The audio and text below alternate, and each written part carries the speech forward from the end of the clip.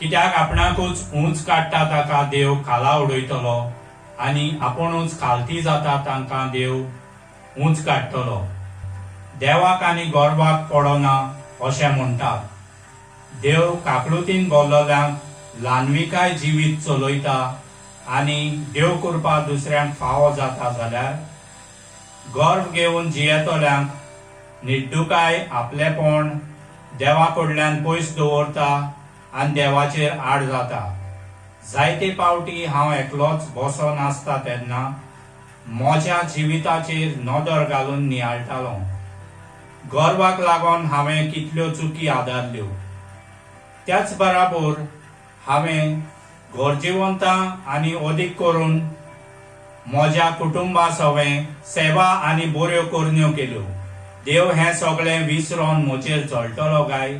दुसऱ्या सवें दाखयलोलो मोग मोयपास केन्नाच निर्फळ जायना, बगर पातकाच्या फारीकपणा खातीर उपयोगाक पडटा.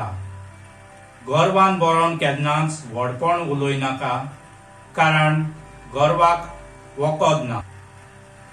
देव गर्विश्ठांक जळटा आनी खालत्यांक आपली दयाळाय भोगूंक दिता. जेजू आपल्या जिवितांत सदांच आनी कुर्सार मरो पर्यंत बापाक खालती रावलो आनी ह्याच पासत ताका सगळ्या परस उंच उबारलो. हेच करूंक जेजू आपल्या शिसांकूय सांगतालो, दुसऱ्यांक सदांच बरें कर, उश्णें दी आनी देवूय तुका परतून भरपूर दामून चेपून ओतोसोर तुजे उटयेन घालतलो. दुसऱ्या सवें सदांच खालती राव. खालतीकाय जावन आसा सगळ्या शेगुणाची आवय. सर्वेस्परा मुखार खालती जायात आनी तो तुमकां वयर काडटलो. देवा आनी म्हज्या पेल्या सवें सदांच ल्हानविकायेन आनी खालतीकायेन चलूंक जेजू तुजो पाटलाव करूंक हांव प्रयत्न करतलों.